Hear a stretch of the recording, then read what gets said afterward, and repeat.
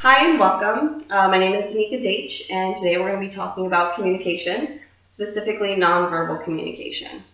So how important do you think nonverbal communication is? Somewhat important? A little bit? Okay.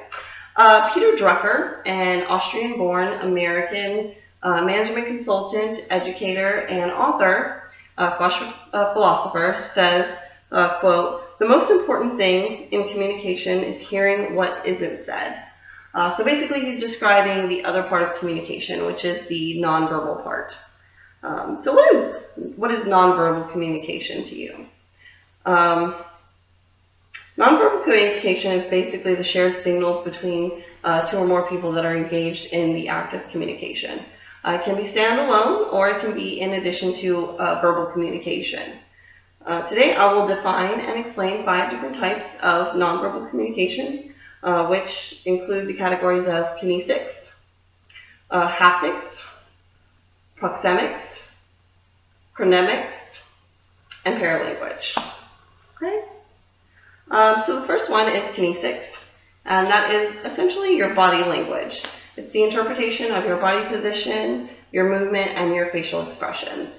So I use myself as an example. I'm sitting here speaking to a large group of people, and you're listening to my words, but you're also interpreting my body language. So the first part of that I gave you, the body positioning. You're looking to see if I'm standing erect, firm, if I'm giving you direct eye contact, which you're more likely to take me seriously, more likely to listen to the words that I'm saying if I'm doing those things versus if I'm limp and noodly and kind of like looking at the ground. So that's important in the kinesics.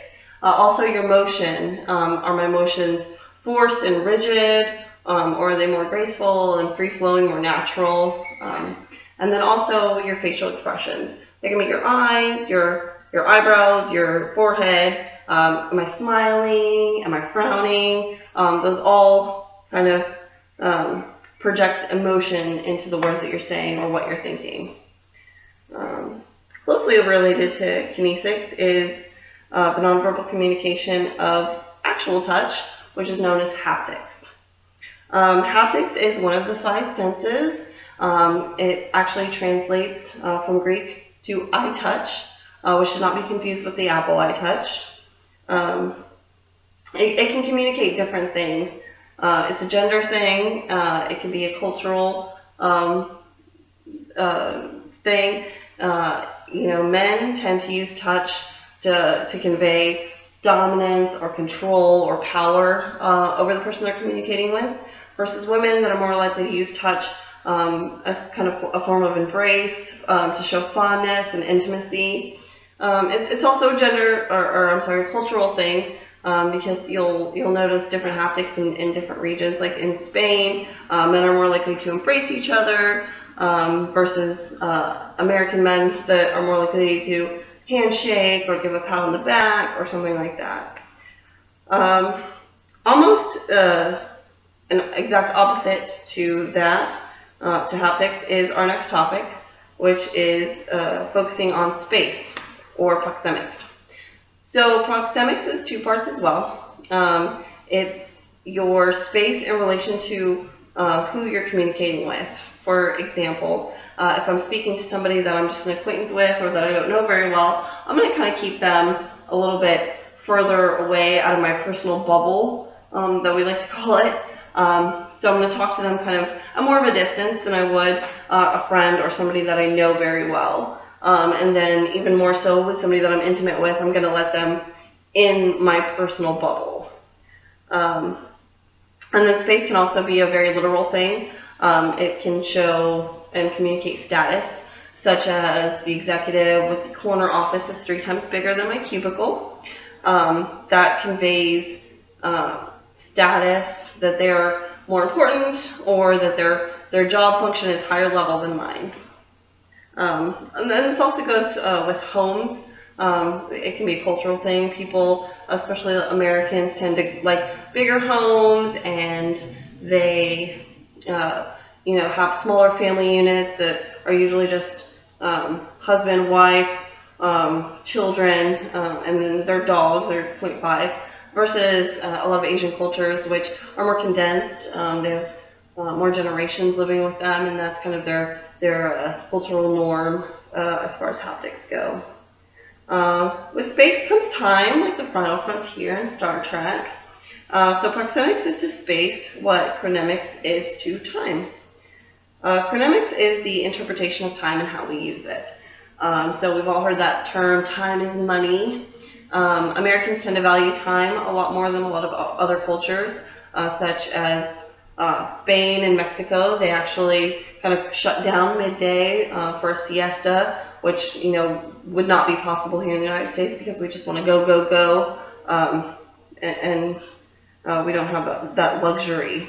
Also, another status portrayal, the executive or the boss that sends an email and calls a meeting 3 o'clock, and everybody rushes to that meeting place at 3 o'clock. They sit down, they're ready to go, and then in strolls your boss 5-10 minutes later. That's a communication of chronemics. So it's basically communicating the portrayal that this person is more important. Whereas people in the lower end of that totem pole don't have that luxury and are expected to be punctual.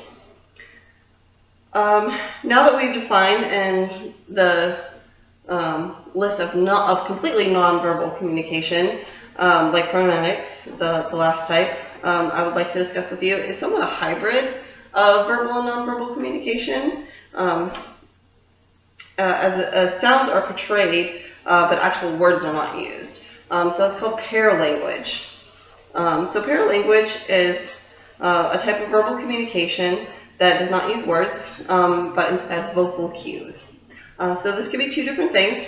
The first one is sounds like sighing or gasping or like huffs.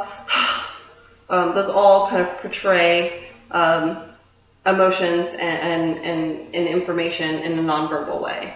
In addition to that, with verbal communication, your pitch, your rhythm, your volume, basically not what you say but how you say it, can convey different things. So I can say the same sentence twice, and just depending on my paralanguage can mean two completely different things.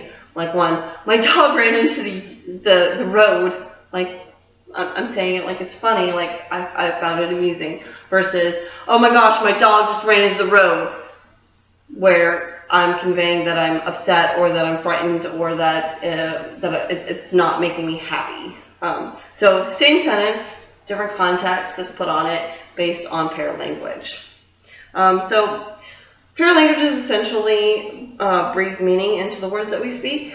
There are additional types of nonverbal communications that we can consider in addition to this introductory. Those go physical appearance, environmental factors, and even silence. In summary, we've gone over the basic types of nonverbal communications, which include kinesics, body language, haptics, actual touch, proxemics, space, chronemics, time, and paralanguage, which focuses on sound, not the actual words. Like Joker said, nonverbal communication is just as, if not more important, than the actual words being exchanged. I urge you to be mindful about not what you say, but your presentation that you give off when you're conversing, and discover what you're saying without saying a word. Thank you.